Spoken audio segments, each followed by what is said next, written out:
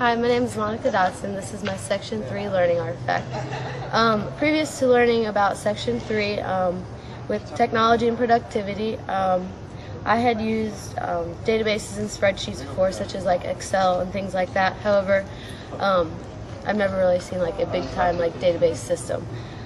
With the visual literacy, I understand that certain symbols and figures represent certain meanings. However, I didn't realize that certain shapes also can be used to represent a more in-depth meaning. Social tools, things such as like email and instant messages and like blogging, things like I have used prior to learning about this section.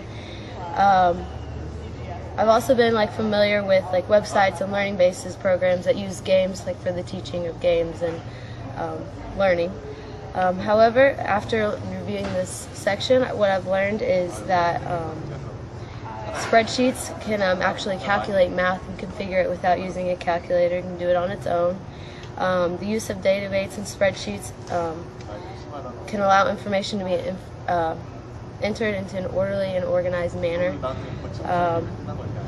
And not only do databases and spreadsheets, they also have like an advantage like to class searches, and it's important for internet safety. For visual literacy, throughout this section I came to realize that simple things such as lines, dots, and pointers can actually portray a much more elaborate picture or meaning. For a person to become visually literate, they must be able to manipulate and understand the components of an actual image. The element of visual literacy are dots, lines, shapes, direction, color, texture, value, and dimension. For the social tools, after this section, I learned a big part of using a social tool is using webs for things such as like encyclopedias, online social communities, and wikis. Functions such as these allow communication through the internet to become more efficient and easier. Social tools have also allowed the internet to become a more reliable source. For the gaming and teaching and learning, games have been developed that form to students' learning abilities. Also, there are games that deliver instant feedback with goals for the students to reach.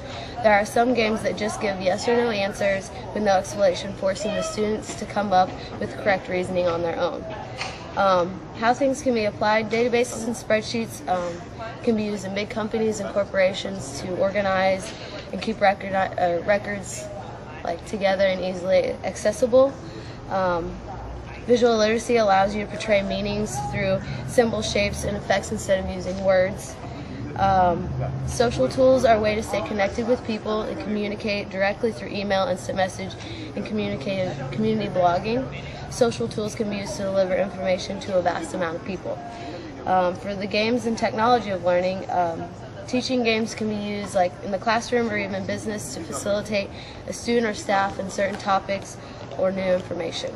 After going over all of the certain topics of this section, I had questions about, after like learning the uses of databases and spreadsheets, it's still unclear to me how information is actually imported into these technology programs. And then for like the visual literacy, is there like one set meaning of what each shape means, or like for like different people can they interpret it in different ways?